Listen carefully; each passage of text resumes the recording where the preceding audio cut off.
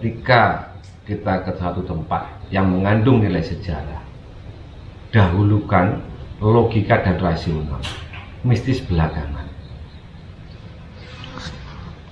Terus Segala atribut kerajaan semua dilepas. Nggak seperti mungkin sekarang ya, kalau sekarang minta pensiun, minta fasilitas, enggak, kalau dulu semua dilepas. Saya pernah baca Supriyadi usia 21 dia menghilang dari Blitar, tapi dinyatakan meninggal usia 56. Itu berarti Meran di di channel-channel itu yang semua itu yang penting adalah subscribe-nya, yang penting adalah viewernya, akan tetapi mereka tidak mendahulukan tentang kebenaran. Ini yang ayah mulu kesana kemari takut akan gendruwo, mohon maaf. gak lucu. Gitu loh ya. Mesti belakangan, yang penting rasional gitu. Dan mohon maaf, ketika pengajaran Islam di tanah Jawa itu tidak bisa masuk kalau tidak pakai sajid. Tapi dengan pakai kandil, tansah kumantilono atimu marang Gustimu. Jadi jangan lupakan Gusti Allah.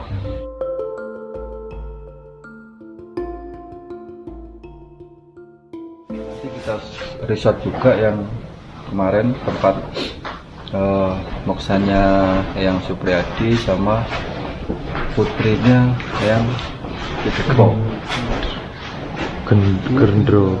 Indrawati, sama tempat semedinya di Jawa Tingkir.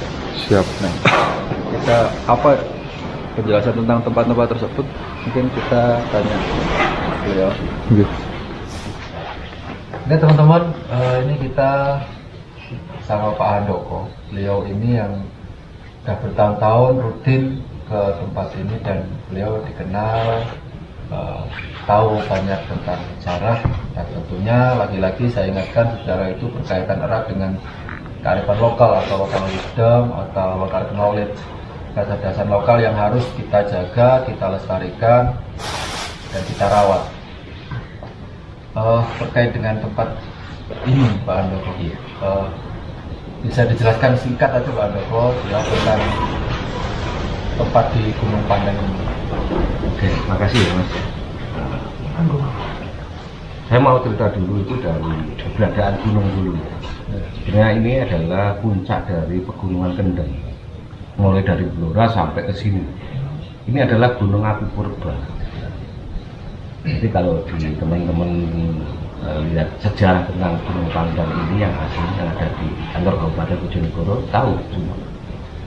Ini adalah Gunung Api Purba. Gunung Api Purba Ya, namanya dulu itu namanya Gunung Gede. Karena setelah itu meletus dan tidak aktif lagi seperti Langgeran Jogja, akhirnya banyak di Gunung Pandan namanya akhirnya Gunung Pandan.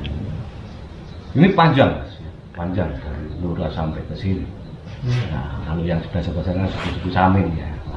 Nah, setelah itu ada berbagai cerita atau sejarah dan mitos juga.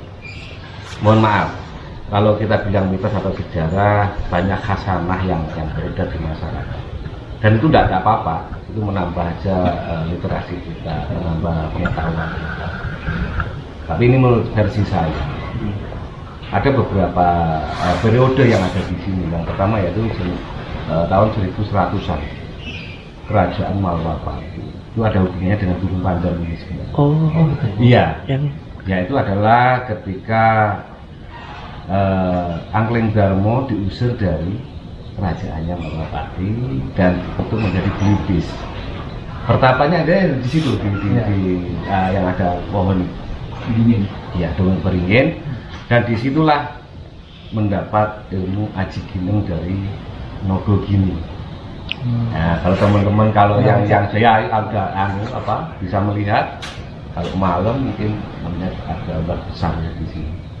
Nogogini,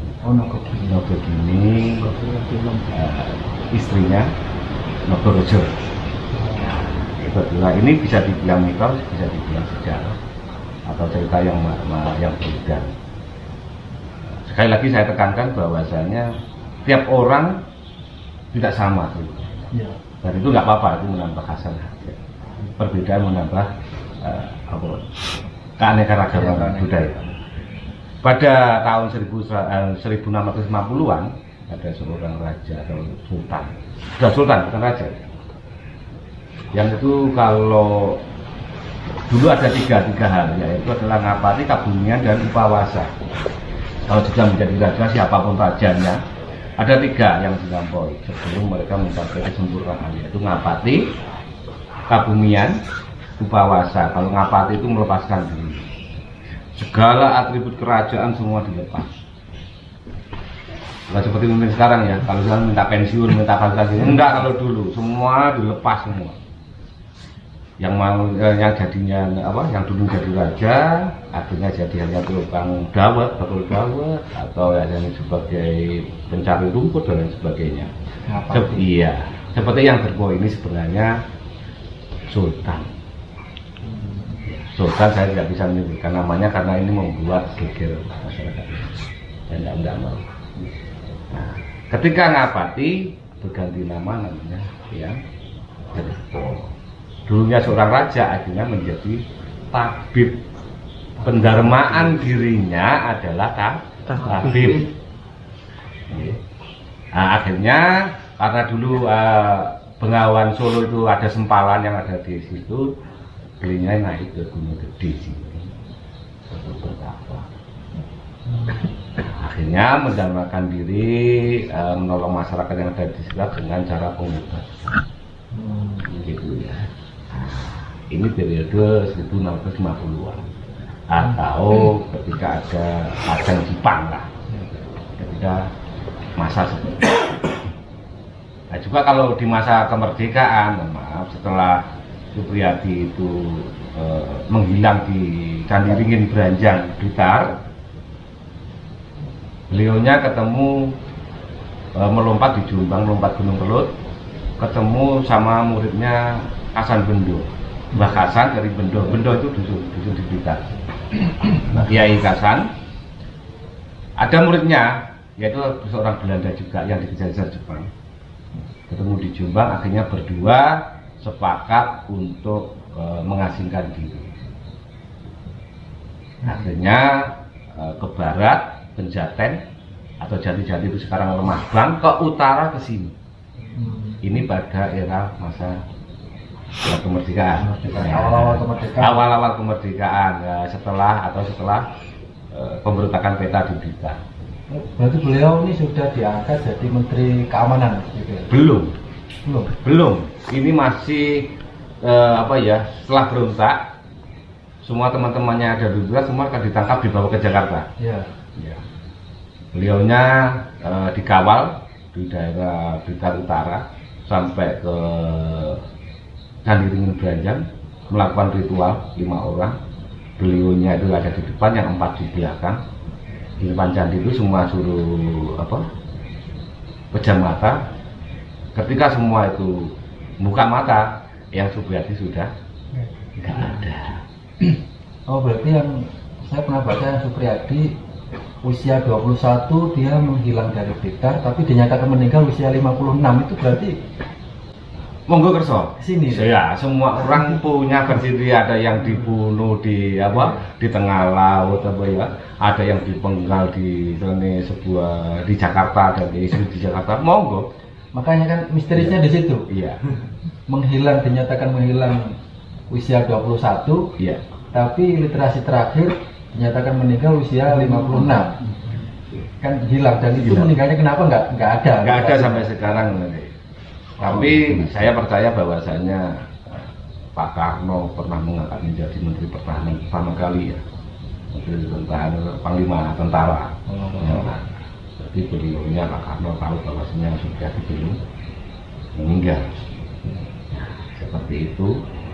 Tapi menurut ini boleh dikatakan, kalau versi saya atau versi yang ngasih tahu saya, bahwa saya BRI itu setelah dari Jaten ke utara. Saya pernah baca itu, saya lupa. Tapi memang ini Pak, jadi di sejarah itu yang Supriyadi itu diangkat di bulan Oktober setelah kemerdekaan. Terus menghilang di Agustus. Jadi menjabat Menteri Keamanan Negara itu cuma berapa bulan? Akhirnya diganti. Terus hilang itu? Ya, diganti Jenderal Sudirman, akhirnya ada di voting ya. Nah, sama Belanda ke sini. Belanda yang ada di pintu masuk itu Supriyadi yang ada di bawah itu melakukan apa berata karena musnah Hasan Benda itu juga saksi. Ya. Tapi akhirnya kalau orang dulu mengatakannya muksa. Sekarang keberadaannya seperti di mana yang jelas pasti di sekitar Blitar, enggak di sini, pasti di sekitar Blitar. Ini terbukti bahwa ketika ada peresmian patung Supriyadi di jalan di TMP, orang-orang kawan itu bahwasanya ketika peresmian itu Pak Jarot sebagai wali kota itu ada kursi kosong sebelahnya. Ya, pernah baca saya itu. Ya. Dan ketika setelah bersalaman ditoleh lagi sudah tidak ada. Berarti Supriyadi pernah ketika peresmian itu dari datang. Mungkin seperti itu. Ada yang berkaitan dengan Gunung Pandan lagi? Sempat ikut Sempat ikut, ya. Oke. Kalau saya tentang Gunung Pandan ini dari berbagai masa ke masa pasti ada sejarahnya. Alhamdulillah sekarang masyarakat Limo dan sekitarnya sudah melestarikan budaya atau muri-muri leluhur yang ada di sini. Saya juga berterima kasih kepada Mbah Dampit ini sebagai apa ya sebagai motor penggeraknya, sebagai sesepuhnya, sebagai yang rumat sini, yang bisa dikatakan juru pelihara yang belum diangkat oleh pemerintah.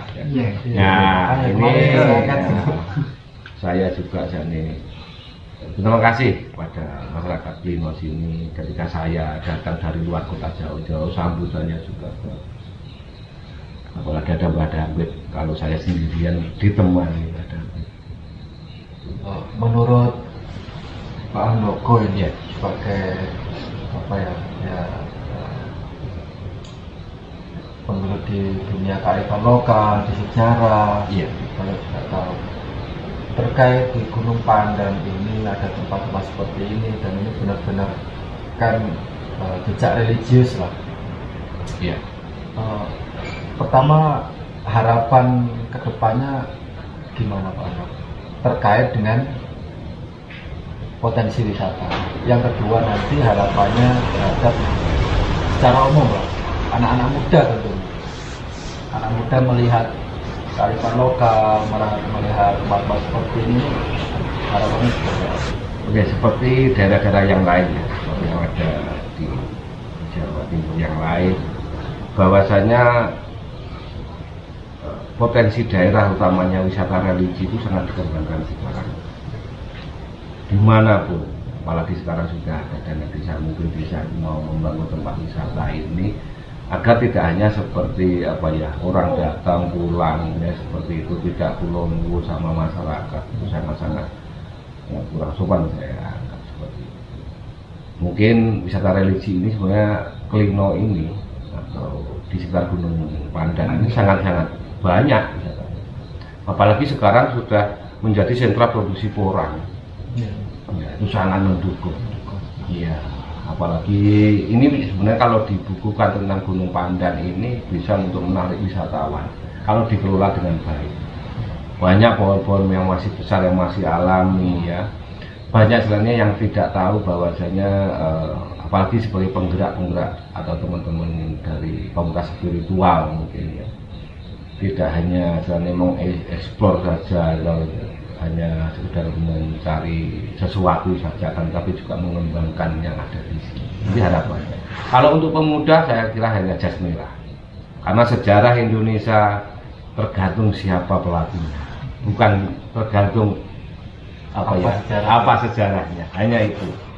Pemuda sekarang saya dengan ada youtuber seperti sampai ini saya sangat senang.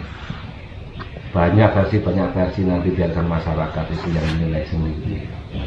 Tapi jangan ya itu jangan sampai melupakan sejarah. Jangan sampai melupakan sejarah.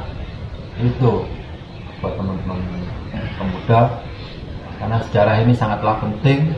Ketika kita tahu sejarah, maka kita pasti bisa menghargai tempat lokal di mana kita berada. Tapi kalau kita lupa sejarah, kita nanti nggak bisa menghargai tempat lokal kita berada. Satu lagi, saya ingatkan, orang sekarang tidak seperti orang dulu. Kita sekarang hanya tinggal menikmati, hanya kita di situ enak, bisa bangun rumah, sawah dan lain sebagainya. Kita harus menghargai pendahulu-pendahulu kita yang babat alas, di mana mereka sendirian memotong pohon, melawan ular, melawan buaya, melawan hewan-hewan yang seperti macan, harimau dan lain sebagainya. Tapi kita sekarang ini hanya sekedar menikmati, bangun jalan, bangun rumah yang bagus, akan tapi kita tidak pernah berterima kasih siapa dulu yang babat alas. Nah, ini penting, sehingga saya sangat berharap pada para pemuda bahwa perlunya kita menghargai pendahulu, terutama adalah yang babat alas atau babat desa dan sebagainya, yang biasa dikatakan cikal bakal atau danyangan desa. Mungkin itu saja Mas. Yang terakhir dari saya kepada pemuda-pemuda, ketika kita ke satu tempat yang mengandung nilai sejarah, dahulukan logika dan rasional, mistis belakangan. Karena gini ya, mohon maaf, ini mohon maaf juga khusus buat saya sendiri, sebenarnya buat saya sendiri atau komunitas saya ya. Ketika kita suatu tempat, semua orang itu mempunyai penilaian berbeda, tapi tidak pernah istilahnya menguak sejarahnya. Karena sejarah itu satu, yang pertama itu ada masa dan tahun, ya, ada masa dan tahun. Yang kedua adalah pendahulu kita itu bukan orang bodoh. Kita punya Majapahit Empire, ya. Majapahit Empire, Singosari yang monumen kita. Tapi pelaku-pelaku spiritual itu kadang-kadang mendahulukan wah ini angker ini gini, padahal enggak. Mohon maaf, kalau kita seperti itu Gajah Mada tidak akan maju. Benar. Ya. Hayang muro kesana kemari, takut akan gendruwo. Mohon maaf. Gak lucu. Gitu loh ya. Mesti belakangan, yang penting rasional kita. Dan satu lagi, kita punya industri 5.0 ketika zaman Gajah Mada yang sekarang dipakai oleh Cina. Jadi penjajahan bukan lagi pakai perang. Penjajahan pakai kamu butuh apa, saya bantu. Kamu butuh utang kan? Kamu butuh tenaga kerja kan? Kamu. Itu sistemnya apa? Itu sistem Gajah Mada. Gajah Mada nggak akan perang bertahun-tahun, dia nempoh. Begitu ya. Makanya kalau sudah kita itu bicara mistis, maaf, pakai apa ya, channel sisi lain lah ya. Iya. Jangan yang ini ya, kita bicara sejarah aja. Gimana semua itu bisa kita terima dengan logika dan rasional kita. Apakah beliaunya itu tahu tahun dan sebagainya. Nanti saya takutnya itu seperti YouTuber yang berseliweran di di channel-channel itu, yang semua itu yang penting adalah subscribe-nya, yang penting adalah viewernya. Akan tetapi mereka tidak mendahulukan tentang kebenaran. Ini yang membuat saya agak sedih. Dan saya sendiri sudah berhati-hati. Ya mungkin saya berkata seperti ini juga ada yang tidak terima, saya ada yang apa. Saya lebih suka kalau saya malah bilang saja itu kompromi Mas. Oke. Gitu ya. Terima kasih. Itu dahulukan rasionalnya aja, ilmunya apa, bukan mistisnya.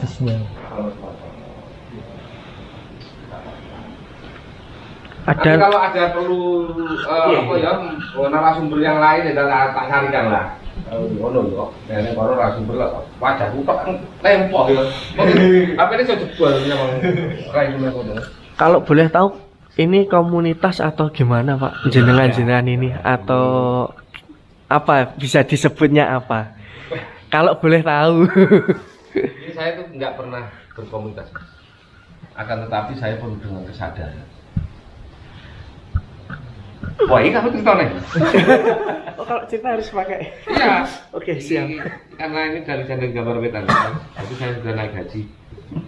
Akan tetapi tidak melupakan merah putih saya. Kepada dengan ini Agustus nih. Entah bro. Ini tentang saya. Saya tidak pernah membuat sebuah komunitas.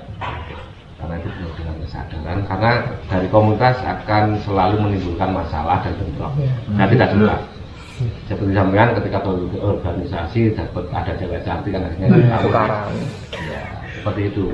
Ini sekarang kompak, tapi ada cewek satu yang ini sama ini sama naksir ya. Ya itu biasa. Makanya sing kilo, Mbak. Ya. Wetok ya. Terus Ali Kerawang. Wetok. Kalau gak nyata gak keren. Aku ada loh Mbak bikin Pak Mantan.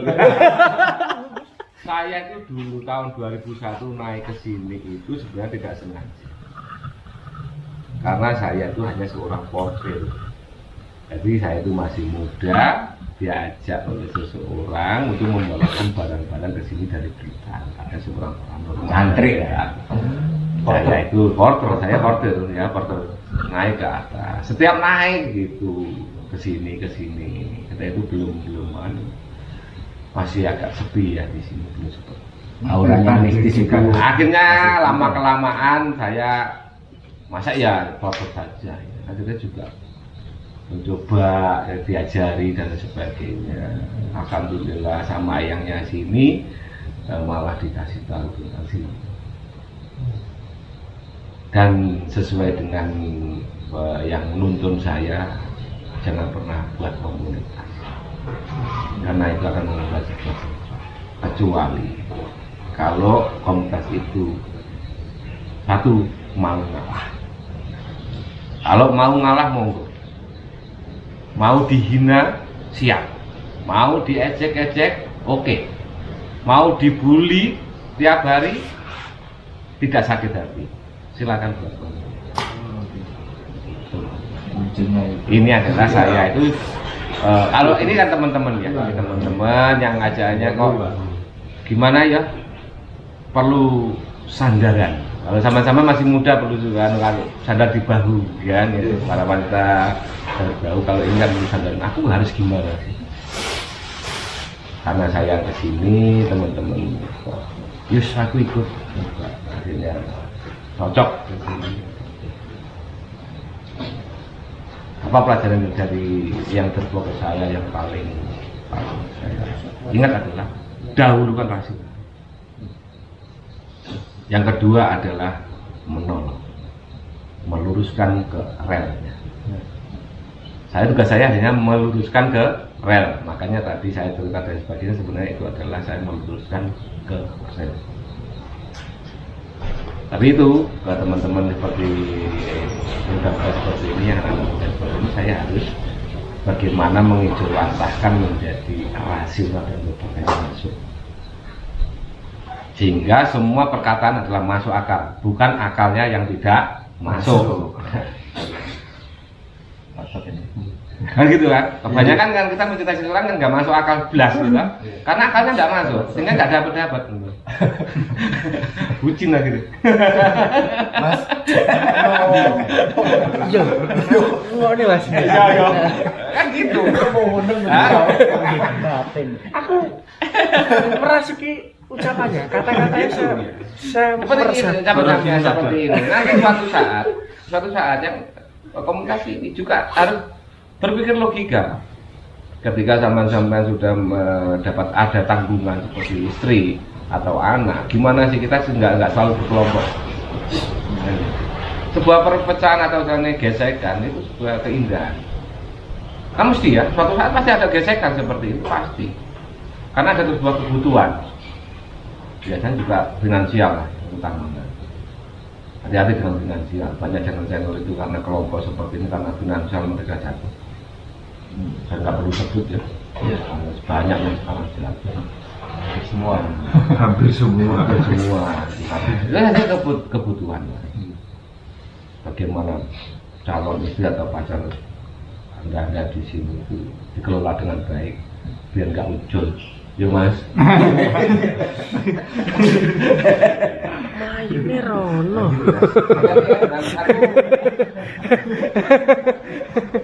Ini Rono. Pertama nggak sih? Rasanya kekompakan itu ya, atau pertemanan itu tidak ada yang abadi mas. Yang abadi adalah kepentingan. Nah, abadi kepentingan. Itu ini mohon ditekankan. Jadi kalau selama sampean masih ada kepentingan yang sama, mungkin akan bersatu. Ya seperti pemimpin kita lah. Ya seperti. Jadi permusuhan pertemuan tidak ada yang apa.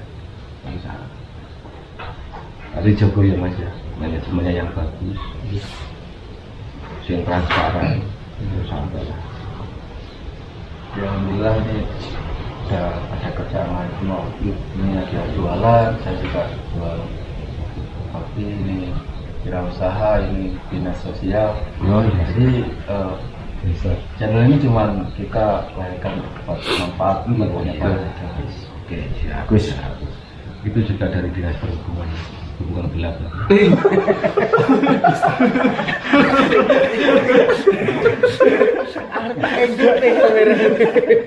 sama ini Pak, mumpung ini mumpung Iya.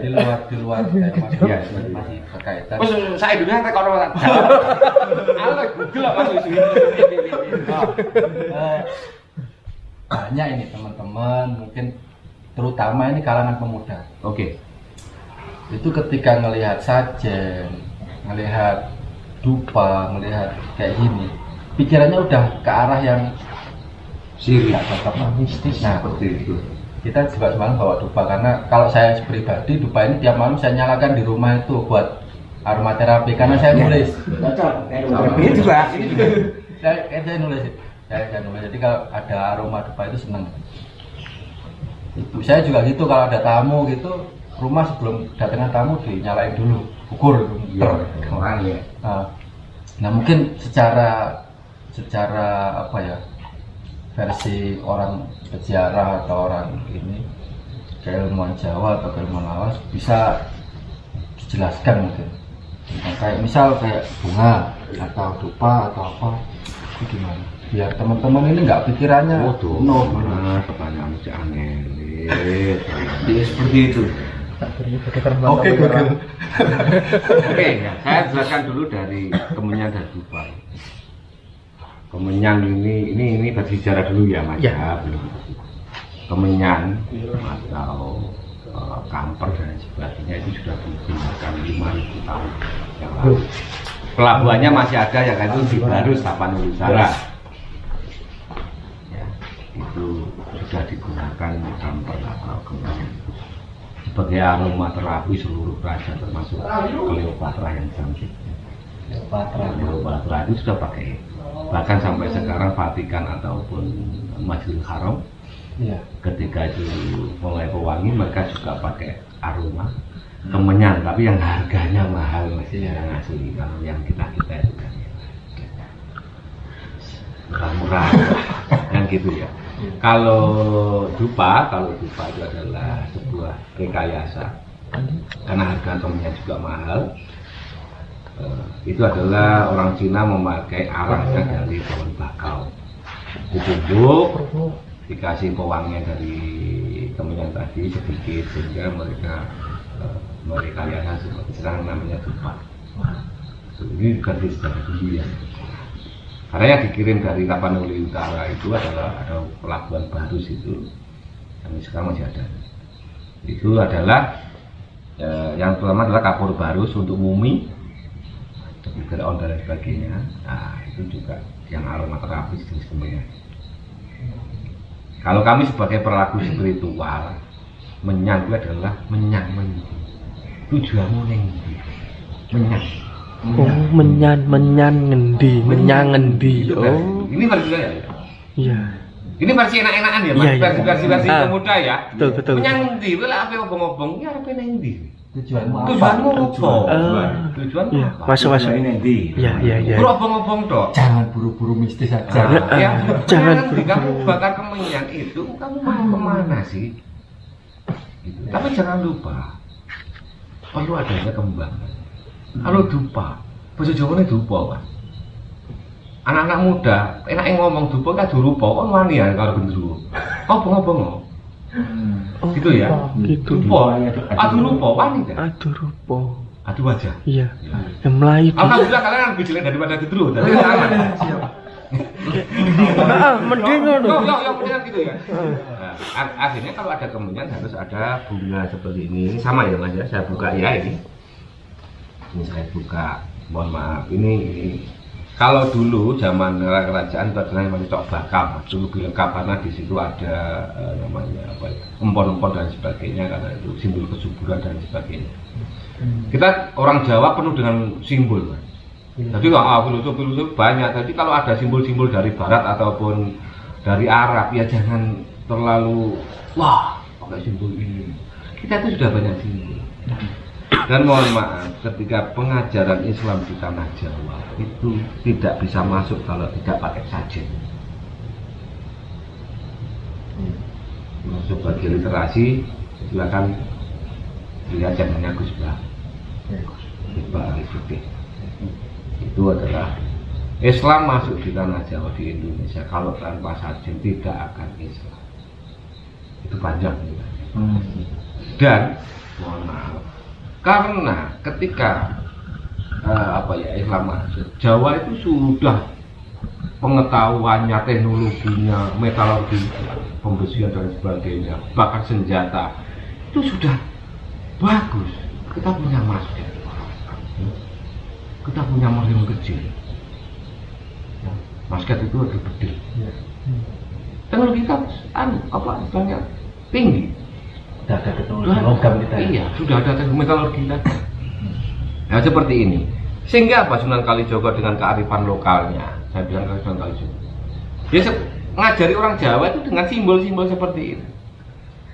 Ada mawar, ada kenomo, mawar, kantil ya.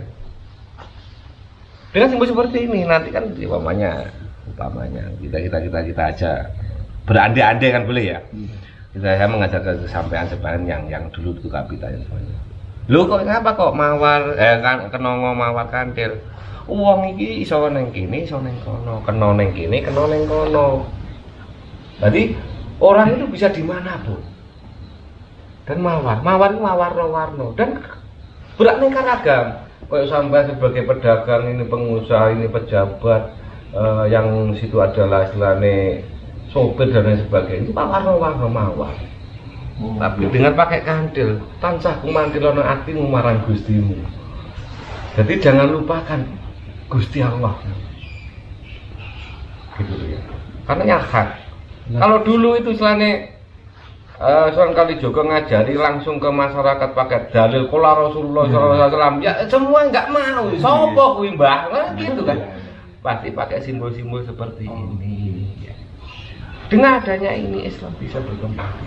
Maksudnya tujuannya itu adalah apa? Dalil-dalil itu disimbol-simbolkan di segala ya. Biar kita tuh nggak apa ya, nggak gek gitu ya. Langsung dikasih bahasa apa itu. Karena apa satu tahu bener. Kalau diberi dalil dari mana? Dari Arab. Arab ada apa sih? Bener. Ya. Kita orang kaya, mohon maaf orang kaya dikasih tahu orang miskin, sorry bro, sampai sopo, ya, di sana padang pasir di sini buah di mana dia, Al-Quran bilang surga ada air mengalir, di sini sampai banjir, ya, sehingga apa dengan kearifan lokalnya Sunan Kalijogo mensimbol-simbolkan hal seperti ini, ya kita aja yang terlalu kan ke arah-arahan atau ke barat-baratan. Mohon maaf seperti saya bilang, Barat kudu diruat, Arab kudu digarap, Jawa kudu digowo. Jadi kalau kita tidak dapat ilmu dari Barat kan seperti sekarang, itu diruat, itu selamat ini, selamat apa orang ini? Enggak langsung kita selamatkan. Kalau Arab harus kita garap, enggak boleh sembrono. Kudu ngati-ngati digarap tenanan. Dipoles. Jawa kudu digowo di mana pun kita berada. Orang Jawa punya antapasor, punya sifat gotong royong, punya sifat istilahnya membantu, dono wewe, selalu senyum. Seluruh dunia mana yang orangnya selalu senyum? Orang Jawa. Kena COVID-19 masih tertawa, masih ngopi bareng. Oke. Kalau kita seperti gini, kalau orang meninggal biasanya adanya mawar, ya, kenongo, sama nanti biasanya ada boreh. Ya, boreh yang kuning itu Oh, ya. iya, iya. Tapi ada ditutup pewangi. Itu ada simbolnya. Orang mati itu iso ning kene, iso ning kono, kena ning kene, kena ning kono. Dari sing mati itu mawar nomor. Yo sing mati yo pejabat yo mati, koruptor yo mati ya. Yo presiden yo mati, dari mati pejabat ae mati. Ya, rakyatnya hidup. Ya. Tapi boreh, apa yang pernah kamu torehkan di dunia? Dan pewangi dikasih pewangi. Orang meninggal itu kita ingat yang wangi-wangi saja.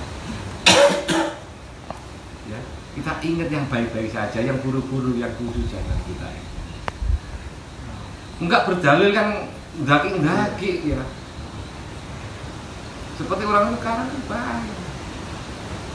Saya berdua tiap hari tidak tahu, kok nggak pernah kesampaian. Iya, kamu pakai bahasa Arab, kamu nggak tahu bahasa Arab. Itu doa untuk kamu apa doa untuk orang lain? Wafirli, ya kamu nggak tahu kan itu untuk siapa? Sehingga ya Allah, kenapa kok doa saya tidak kamu kabulkan? Ya kamu jalurnya untuk orang lain, bukan untuk kamu. Kan gitu.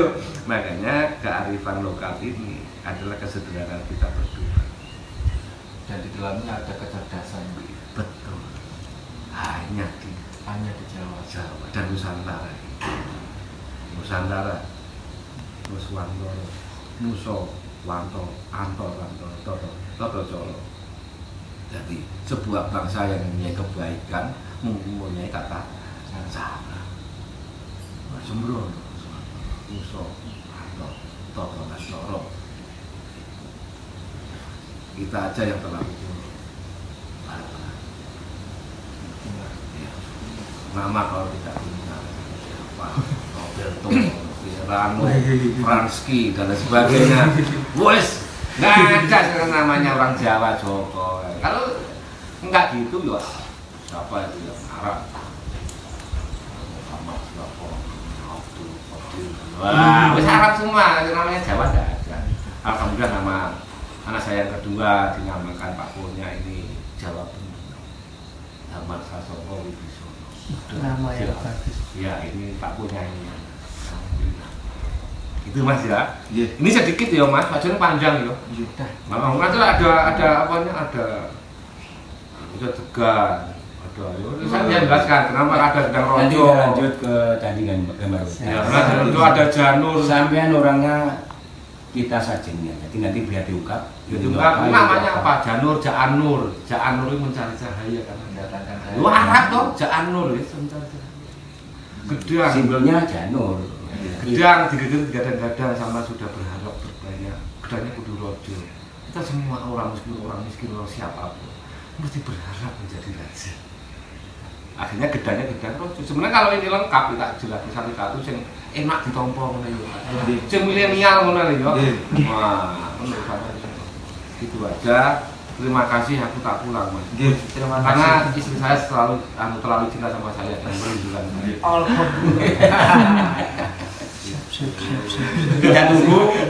Kita tunggu Nah, dikasih. Mas karena kelas untuk Blitar banyak ilmu yang harus kita pelajari. kita pelajari. Dan ini sangat menarik. Ya. Monggo.